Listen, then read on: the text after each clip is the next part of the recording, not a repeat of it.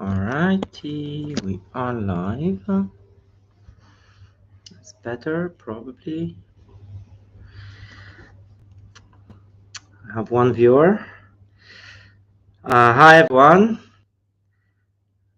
We're just waiting for Zealous to join. Welcome, everyone, to this new live stream. I think we are live. So obviously, there's been a few developments and things that have arrived, and JP is first, as always. Well, this time, anyway. So a few things we wanted to talk about. We felt that there is enough, content for you guys to share with you. Obviously, lots of really exciting things. So the first thing, I guess, before we get into IAMs, the first thing that I want to talk about today is this. It's people who are on the Discord already know about this. We've been talking about it. Some people have already got one. It's still quite difficult to get at the moment because the initial batch was sold out. But it is going to be available soon. So this is the QLS, or as they like to say it here, Quloos MUB1, and this is a portable DAC and amplifier that has Bluetooth capability. It does LDAC Bluetooth, which is nice. This is an amazing product. This has been impressive from the day we've received it, and it's become pretty much my on-the-go device. As you can see, the size is really, really portable. So finally, we have a quite powerful, performing Bluetooth DAC amp. You can see here in terms of size comparison, this is the Mojo 2, which is again great size, doesn't have Bluetooth, and this is the MUB1.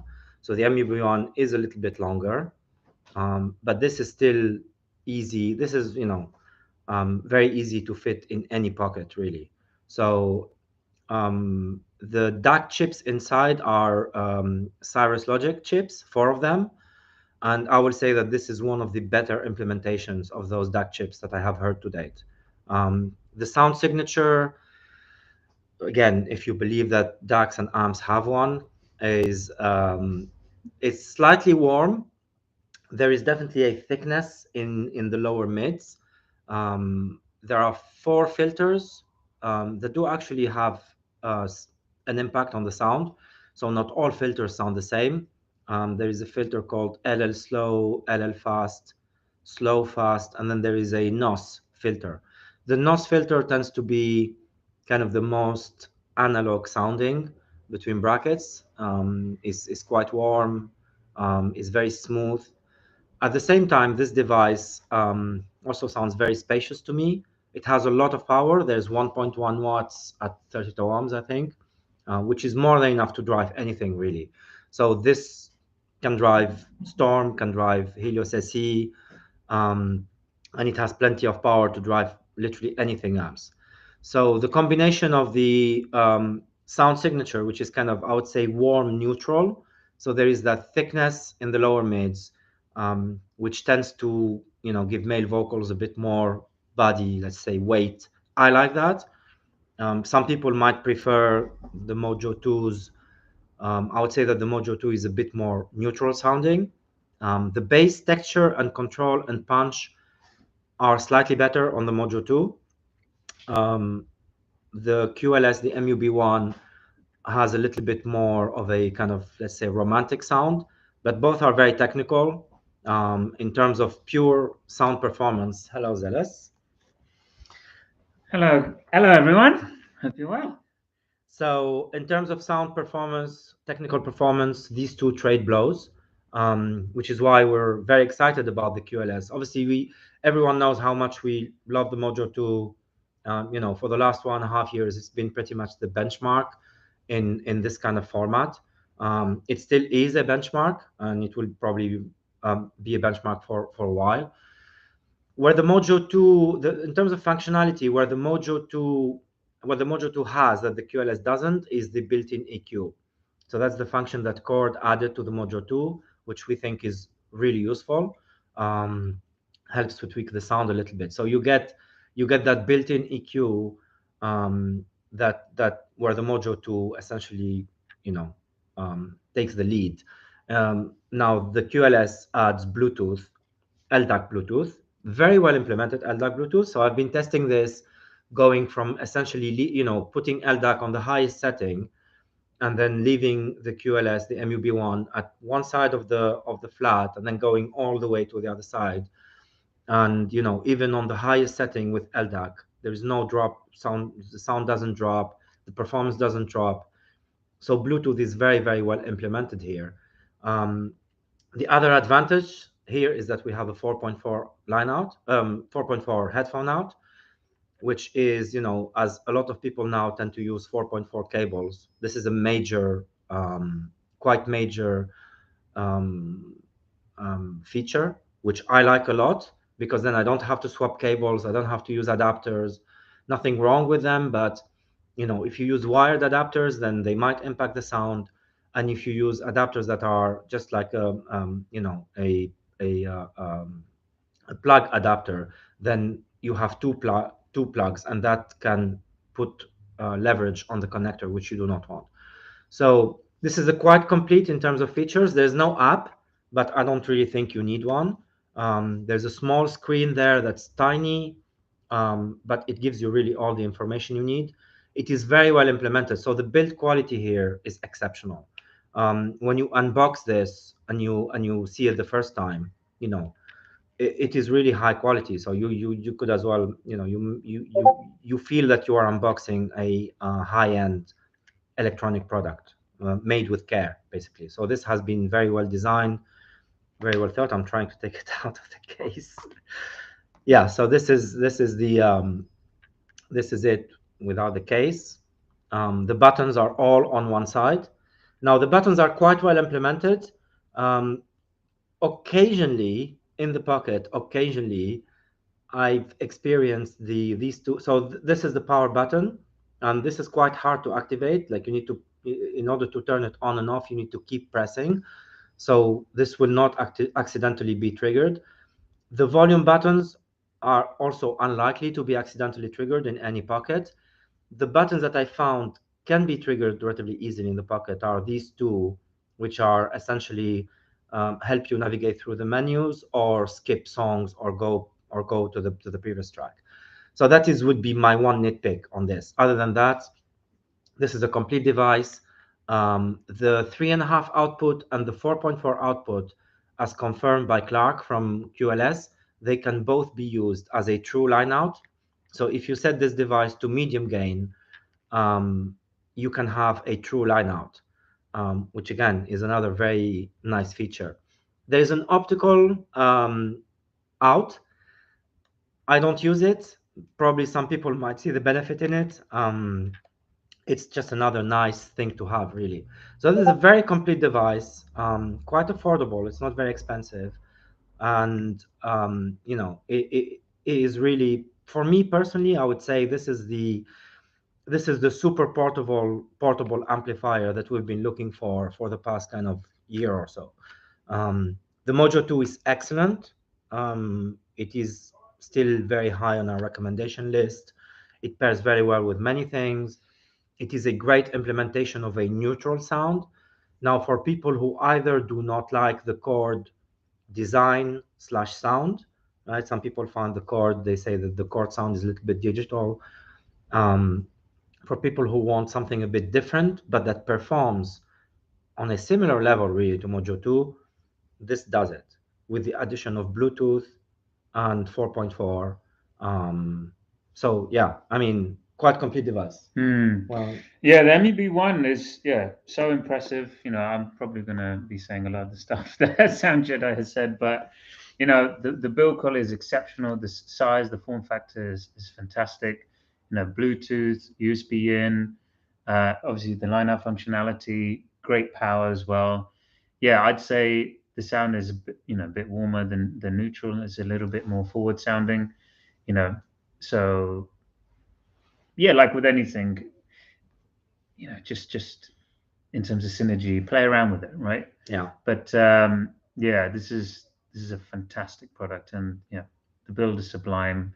I just love its size. It's so great. It's great. It's just So useful. I mean, the first, by the way, this is again thanks to Lon Farrow for spotting this one. He was first to spot it, and when I first saw it, I was like, yeah, whatever, another something trying to be, and then when we actually started digging into it, we say, wow, 1.1 watts. This, by the way, has 4 gain settings, so you have low, medium, high, and then super high.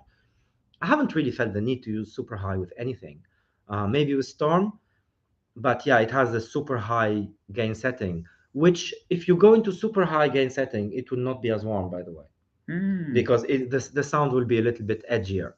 A lot to love.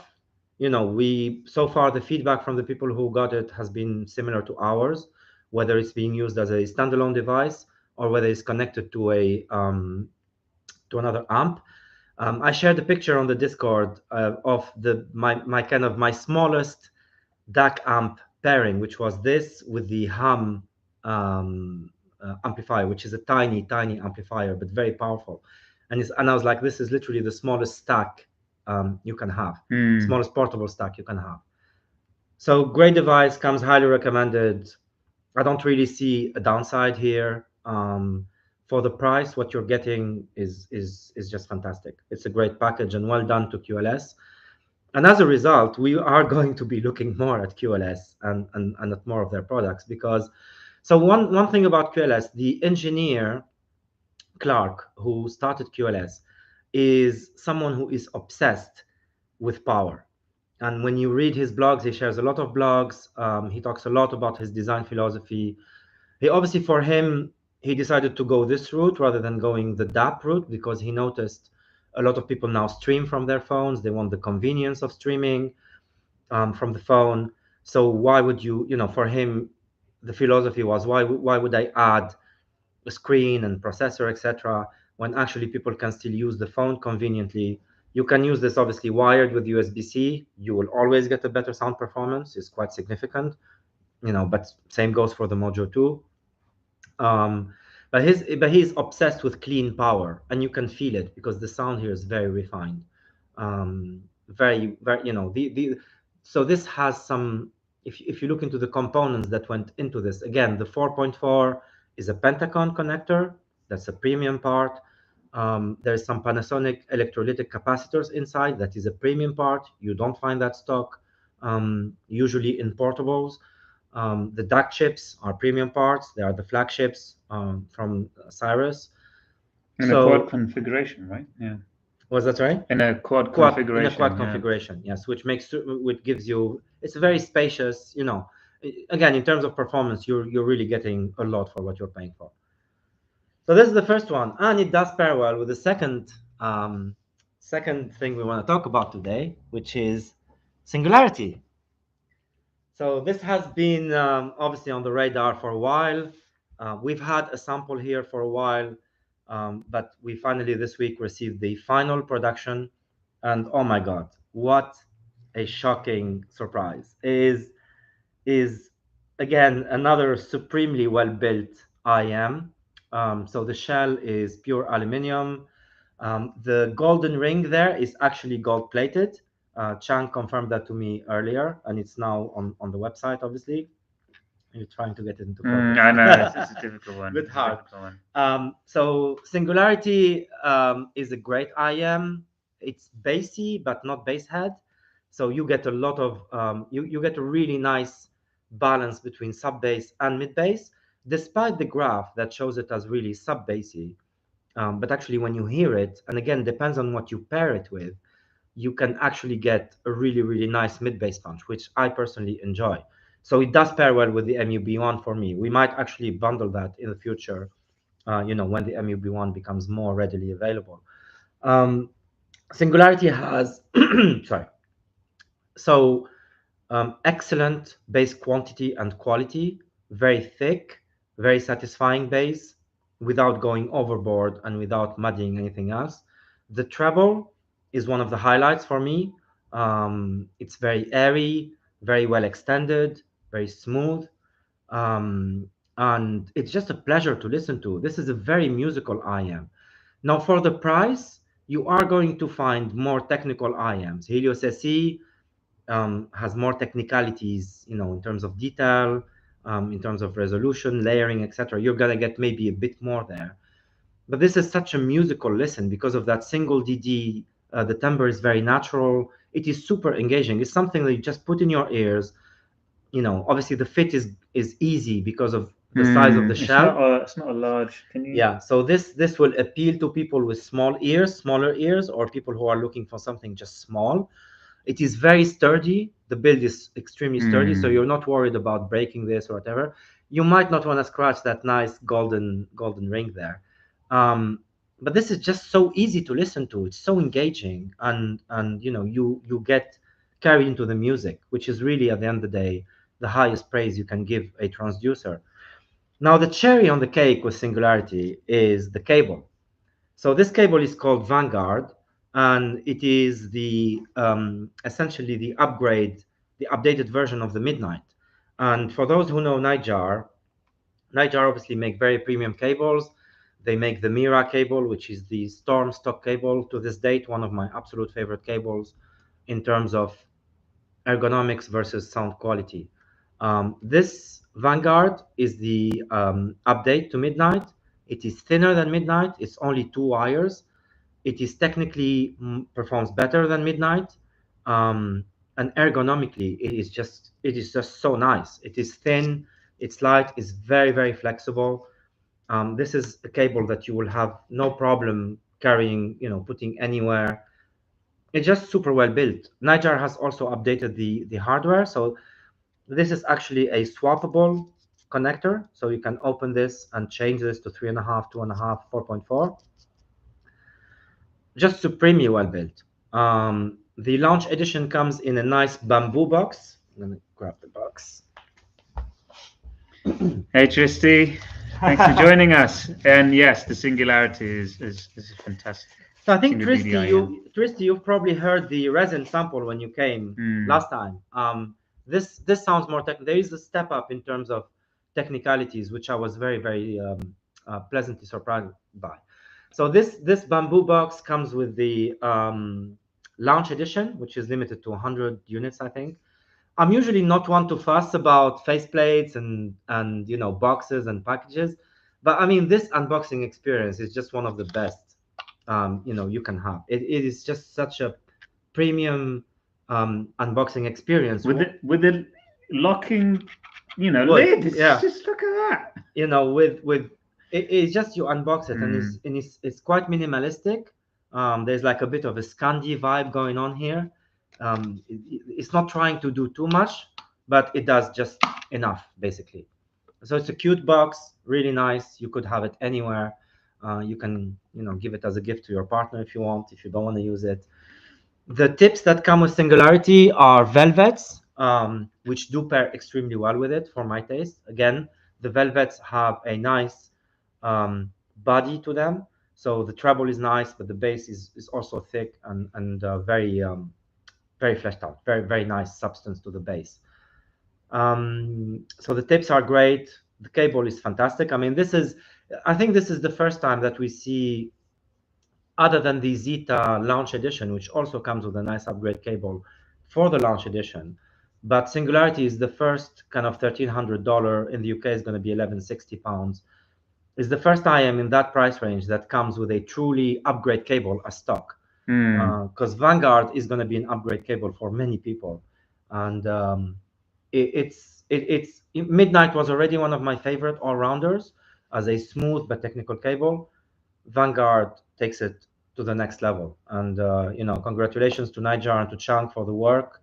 The whole Nightjar team on Singularity. It's a great product. Yeah, I'm quite the fan of the Singularity. The attention to detail is fantastic. The cable is exceptional, very pliable, very malleable. I mean, just look at this. I don't know if it's, hopefully it will focus. Just look at the splitter. It is cute. I mean, yeah, it's literally a Nightjar. It's a splitter, and I love this sort of hidden, modular plug connector. I think this is, it's just the little details. Yeah, I was confused when we received this because I'm used to the previous hardware, which was the OE hardware, I think. When we received this, I was like, oh, they didn't make the cable is not swappable. The termination is not swappable this time. And then I actually noticed the extra plugs in the box. I was like, it is, which is nice because it is, yeah, it's very, very sturdy. So on this point, I know that if many of you guys who are actually watching us right now know who Nightjar is, know who Subtonic is. Some people who might be watching now or later might be still confused. So we get this question often, what's Subtonic, Symphonium, Nightjar? Are they the same company? Are they different companies? What's the story there? I will give a little bit of background as much as I can, right? To the Symphonic Subtonic, to the Subtonic Symphonium Nightjar. Sorry if I say anything wrong, please. I will, I will try not to. But so essentially, Symphonium, Subtonic, and Nightjar are three different companies, but they work together a lot. So historically, where the collaboration started is that Subtonic contributed to the tuning of the Helios. So the Helios product was used some design elements that Subtonic provided to Symphonium, and Symphonium is obviously the brand. So Helios is a Symphonium product, same as Helios SE. Our own collaboration is a Symphonium product, but it's still using elements of the tuning that were developed with Subtonic. Symphonium is also obviously the manufacturer for Storm, but Storm is a Subtonic product. So Symphonium are, you can call it, they're obviously the manufacturer. They contribute to the R&D. And then Nightjar is another company. Nightjar and Subtonic have, are also very close because Nightjar provided Mira, which is the stock cable for Storm. And obviously, Subtonic also helps Nightjar develop products. So all these three companies share a lot of the R&D processes, and they work together a lot on R&D, which is great for all of us because we get the best of both worlds. We get to have amazing IMs. Again, Meteor was another example of a collaboration between Nightjar and Symphonium. So they literally made it together, and Meteor has a Nightjar cable. So for us, it means more talented people working together, and that can only be good news. And we are very excited to to have the three companies coming to Kanjam London in 3 weeks now, to have them here. So those of you who are coming to Kanjam, please stop by their booth and talk to them. They are extremely knowledgeable. They are very professional. They care a lot about what they make, and you can see it. You can see it with Helios SE, with Storm, obviously, and with Nightjar. The level of attention to detail here is phenomenal. Yeah, no, I mean, yeah, exactly. The amount of care that gets put into these products, it's so evident for people to see. But yeah, just really quickly going back to Singularity, it's a lovely tuning. It's, I'd say, warmer than neutral. It's a lovely full sound. I'd say, a non-fatiguing listen. And it's a fun tuning. You know, it's something where you just get engrossed within the music. I don't find the mids too forward, which is nice. Some people are quite sensitive to forward mid-range tonality, but it's a really, really lovely tuning, and actually takes to EQ quite well as well. It does. It's a single DD, so coherency obviously is not an issue, which will make it easy to EQ. Very good timbre, I must say. I think it's a very natural sounding. Yes. IM. So yeah, again, people who know single DD as well know that it's challenging to get it all right on a single DD. To get, especially the treble, single DDs tend to compromise on treble, where you get less extension, less detail, or on some kind of technicalities. I don't feel that there's been a major compromise here. I know that I've said before that I feel the compromise was in the mids. So for my own taste, yes, maybe the mids are not the most textured, not the most detailed, but once you pair it, so for me, if I pair it with the MUB1, or if I pair it with the my modified channeling H7, which I love, which also gives some thickness and more, injects a bit more body in the lower mids, then it's just an amazing listen, and then that bass just shines. So the compromises here are we're being nitpicky. They're not big at all. It's a very, very enjoyable listen, quality IM. Another IM that came this week, a new release, is the Prestige Limited. So again, this is an IM that we are very familiar with because Prestige has been out for a while, and I've obviously shared impressions about it on a blog in the past. I think the lighting will not allow to properly see this faceplate, but it is lovely. It's stunning. Yeah, this Um, lovely sort of Saturn ring kind yeah, of it's effect. it is a great build. Obviously CA Audio since V16 and Monarch 2, they really stepped up their build quality and their quality control. And this is built, this is the same build quality as the other recent CA Audio releases, which is very solid. There is one small detail on Prestige Limited, which I do appreciate, is that the 2-pin connector is now recessed. I think it's impossible to see it again Because on the it's higher camera, up. but yeah, if you look there, the 2-pin connector is recessed, slightly, not fully recessed, but still that will allow for less strain on the 2-pin connectors if you're swapping cables, and it will allow the cable to stay, more firmly in place. more Yeah. firmly in place. This is not the stock cable. This is a plus sound cable, but the stock cable that comes with Prestige Limited is again modular. So for people who have been following what I said about Prestige, I like Prestige. I thought that Prestige was a step forward for the audio in general in terms of how the bass was implemented, and the treble and the EST implementation. I felt that it was like a third generation, or whatever you want to call it, second or third generation of EST implementation with extremely well extended treble. And now this set, the original Prestige, had a little bit too much treble for some people, and to me it was a clear V-shaped tuning, which is the bass is emphasized, the treble is emphasized, and the mids were not as emphasized. For the Limited, the main tuning change was reducing the treble. So I believe from 4 to 5K onwards. Um, it is an improvement if you want a smoother sounding IM, which is more of a all-rounder sound, but still with great treble detail extension and very good technicalities. To me, again, these are early impressions because I need to spend more time with Prestige Limited to do more tip rolling in particular. I found so far that these are my favorites, the Sedna tips. They work really well because they tidy up the bass a little bit and they give you all the treble extension. But I do need to spend much more time with it to do much more tip rolling, source rolling. I like it, but I've always liked Prestige. I had my little EQ with it, and I've always found it to be a great all-rounder. It is the audio sound. It's smooth, it's detailed. The bass is quite substantial, which is nice if you like that. To me, it still sounds a little bit V. I would have added, around 1 dB, around like 1500, 1700 hertz. I would have added that to give male vocals a little bit more prominence. So it is a little bit V-shaped, but it's not, again, depends on the source you pair it with.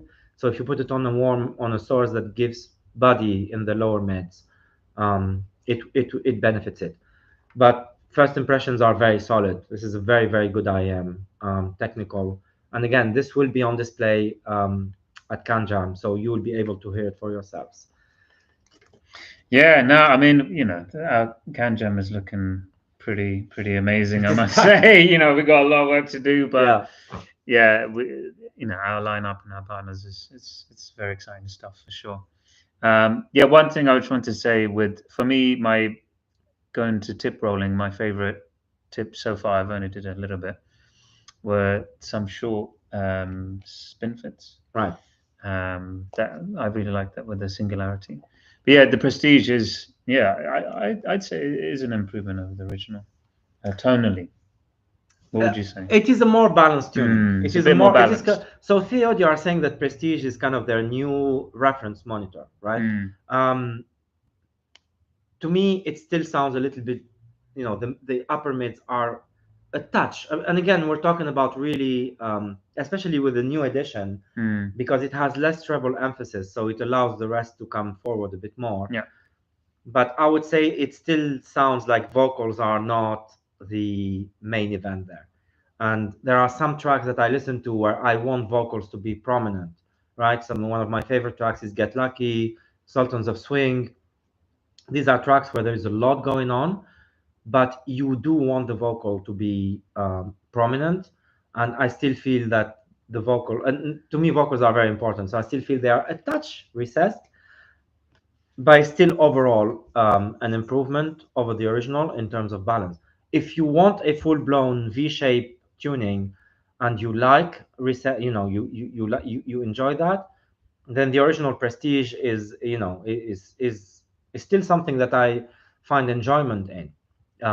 Some people do anyway, but for people who want a more balanced, kind of neutral, smooth tuning, this is it. Yeah. Yeah. Cool. Next one is big boy. Yes. Well, small big boy. Small big Medium. boy. The Sangrand Little Silver Fox. We just call it, I think, we should call it the Little Fox, really. But The little fox. Yeah, the I Little don't. Fox. Yeah. Yeah, It's not really silver to start with. Yeah. All right. You This can get unit, two variants. so we decided to get this unit in black, so that we can see, sorry, I'm trying to center the camera. There we go. So here you have the big silver fox, which we talked about a couple of weeks ago. This is the Holo Bliss, that we love as well. Great amp. The KTE one, yeah. Yeah, KTE. This is the small silver fox in black, and this is the Mascobo 433. Now there is a reason, obviously, why these two are stacked together and these two are stacked together. And remember that we kind of compared these two last time. These two are in the same price and probably the same weight category as well. But yeah, looks really good in black. Much smaller footprint. And I'll let you cover this one. You've listened to it more than me. Yeah, so the Little Silver Fox, it has very similar inputs and outputs to the big one. So it has two sort of hybrid 3-pin XLR slash 6.3 millimeter headphone sockets. It still has the balanced 4.4 millimeter Pentacon socket, and obviously the 4-pin XLR socket.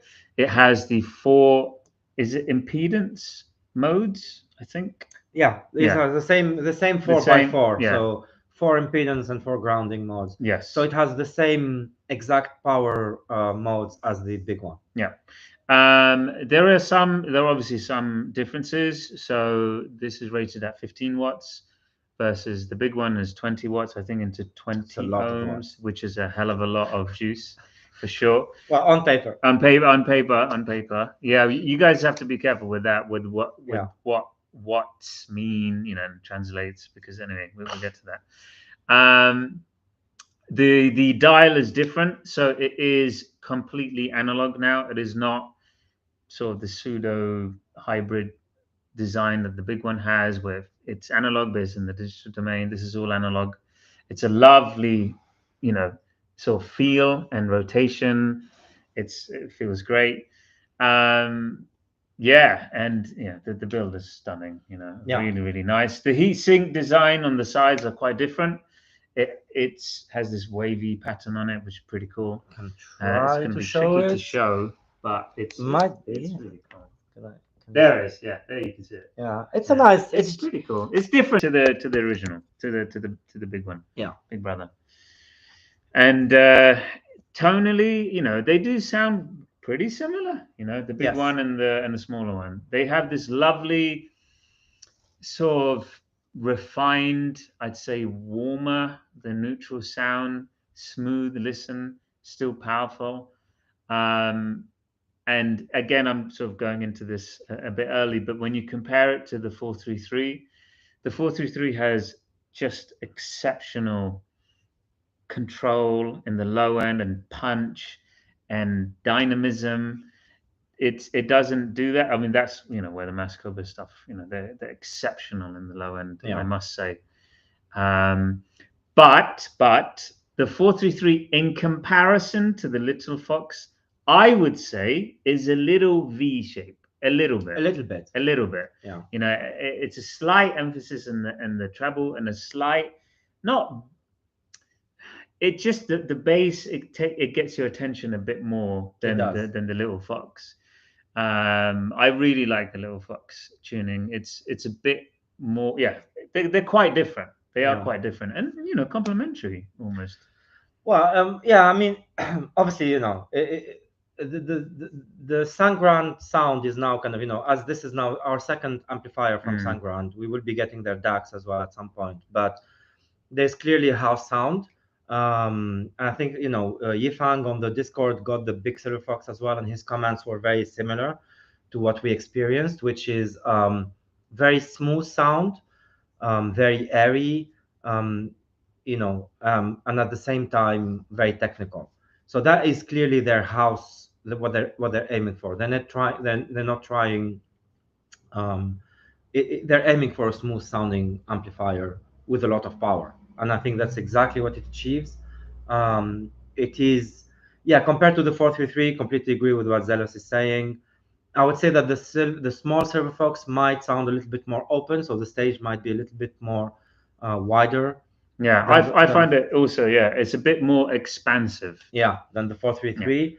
The 433 has an amazing punch in the bass. All Mascobo amps have had it that we've had, and we've had all of them, even the 15-year-old 385 now. They just do bass in a way that is quite special. All of them. So, but you know, what the small Silver Fox brings to the table as well is obviously the inputs and outputs. So it has two RCA, two XLRs in. It has, you know, again, all these 16 different impedance and grounding modes, which will pair, you know, differently to different transducers. So very, very positive impression so far. Yes, in terms of, again, you know, yes, it is obviously, you know, technically not as proficient as the big one, but so it goes. I mean, you know, it's much cheaper as well. Good value for the price. Yeah. And you know, if you have easier to drive stuff and you want an amplifier that doesn't have a huge footprint, very good power, works with IEMs and headphones, yeah, we like it. You know, there's again not much to dislike there. In terms of build quality, features, sound. And again, we'll be at Kanjam, the small one for sure. So make sure you come and see us to look at it. But other than in terms of sound, I mean, if you go and watch our impressions of the big one, it's pretty much the same thing. Yeah. You know, I don't feel that there is a much difference in terms of signature.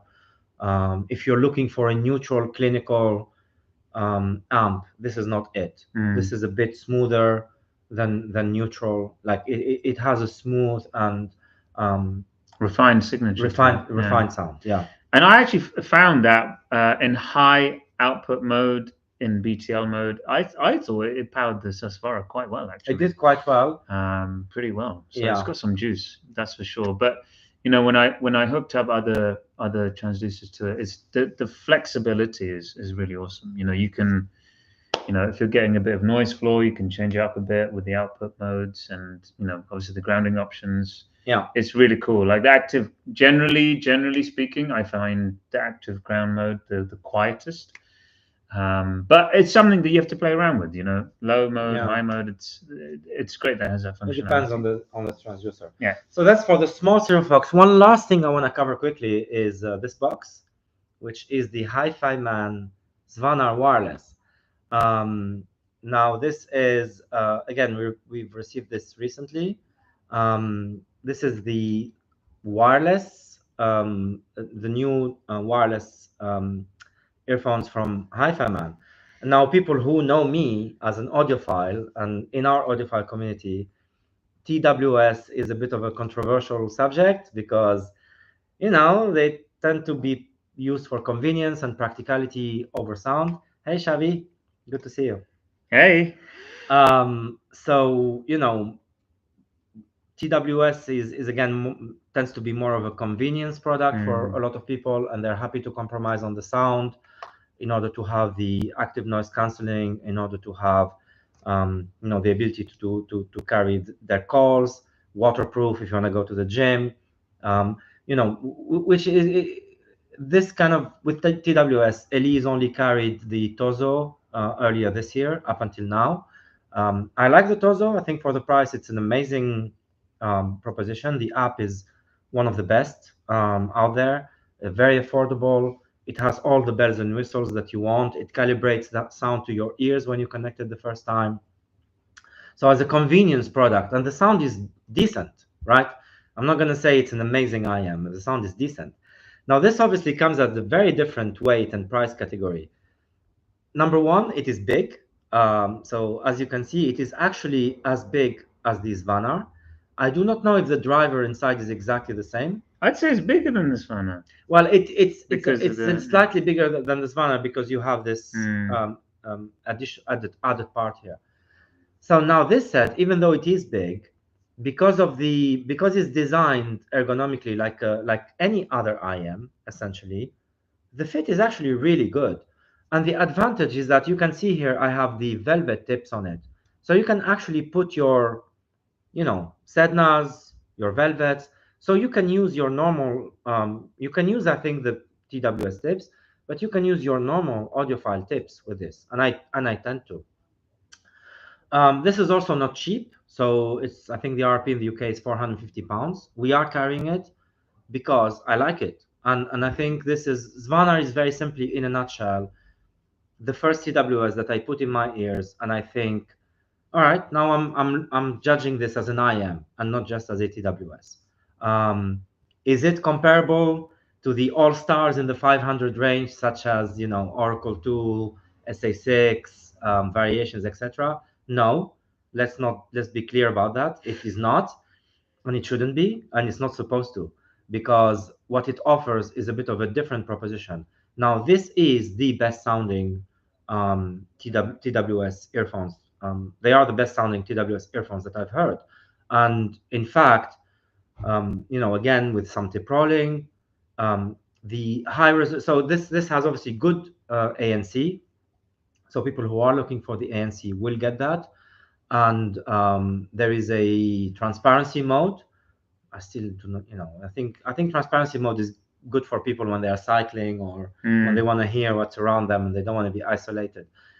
But then there is the high fidelity mode, and the high fidelity mode is when the built-in R2R DAC kicks in. So the high fidelity mode will give you a lower battery life, obviously, but it does sound really good. I have to say, this is a very enjoyable. It is again a little bit V-shaped. I don't know if this is the theme today. Well, it is a little bit V-shaped. So there is an emphasis in the bass and there is an emphasis in the treble. The treble has zing, but I do not find it overly spicy or aggressive. And it has LDAC built in. Now, with my one caveat around LDAC is that with my Samsung S20 Plus, which is now a couple years old, when I use LDAC on the highest LDAC setting, which is like you go in developer options, LDAC can drop out from time to time, depending on where you are and how much interference you have. Now, to be fair to Hi-Fi Man, they do write this on the box, and they say, be careful.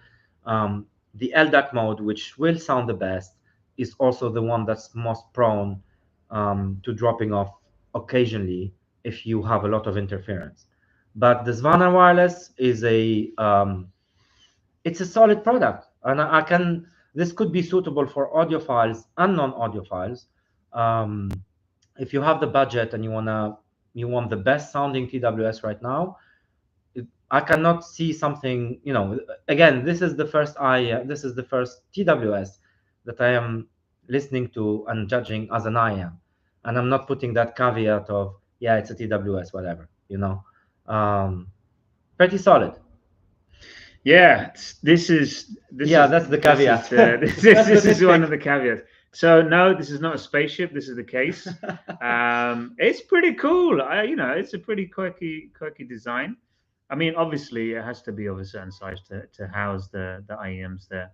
But yeah, I mean, you know, obviously as Sanjay I mentioned, it is large. You know, it's what we call a chunky monkey. Yeah. You know, it's a big boy, but yeah, I mean, you know, you have to try it. You know, Yeah. get it in your ears, try it, see if it fits, because yeah, the features, the functionality, the performance, you know, the fact that it has an R2 DAC built in each earpiece. That box, it's, So you know, it will grab your attention. You know, that's the one practical. So again, the one thing where yes, where it's a bit sad because this is a TWS that you are supposed to just slip in your jeans or in any pocket really and carry with you. That is literally the whole point. And this box is you know you can it is not small. It can still fit nicely in a jacket. It is light, so you know, or in a backpack. And let's be honest, a lot of people carry backpacks and something where you have your laptop, etc. So, but if you think, hey, it's summertime and I'm you know have just wearing a t-shirt and shorts or jeans and I'm taking it, it will go in your pocket, but it is not small. Javi. Trying to be nice here. Trying to be nice. I'm a nice guy. But you know, again, yes, the IM itself is quite big, so it's not surprising that the box. Now, I hope that Hi-Fi Man could, you know, find a way to make the box smaller. But I think this is a quite a landmark product in terms of it's a TWS that actually gets close, as close as possible to audiophile quality, really. Yeah, that's true. I mean, technically, its performance is, you know, very, very impressive. And you know, there are going to be people who are going to compare it to wired IEMs. Yeah. Under its price range. I mean, Under its price, yeah, you have to price in that you're yeah, paying for the Bluetooth, you're paying for the water resistancy, Yeah. battery, DAC. You know, there's so many. It's feature packed, feature rich. the DAC is very decent here. The high resolution DAC, which is that R2R Himalaya DAC, is very decent. That's pretty much it. I think that we want to cover today. Again, I have a flight to catch, so I'll need to run soon. Seems that we do a live stream whenever I'm traveling. Maybe it's because I want to run away after the stream. And I don't want to think about No people more comments. watching. No more comments. Leave me alone. Nah, it's great to have you guys, honestly. Thank you guys for watching. We will be back again, maybe after Kanjam.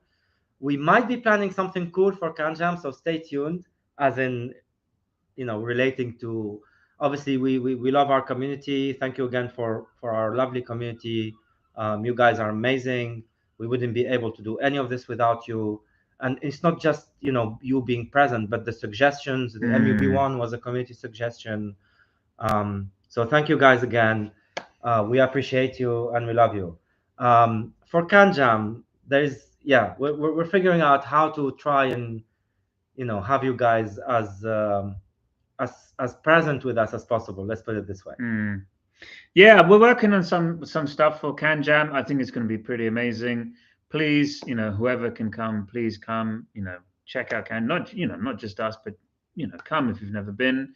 It's fun. Obviously, check us out. We've got some amazing stuff, and maybe there'll be a surprise or two. There will be surprises, and this year we have obviously, you know, we talked about Nightjar, Subtonic, Symphonium, you know, who are obviously one of our valued partners. But we have, you know, many others. Elysian is coming.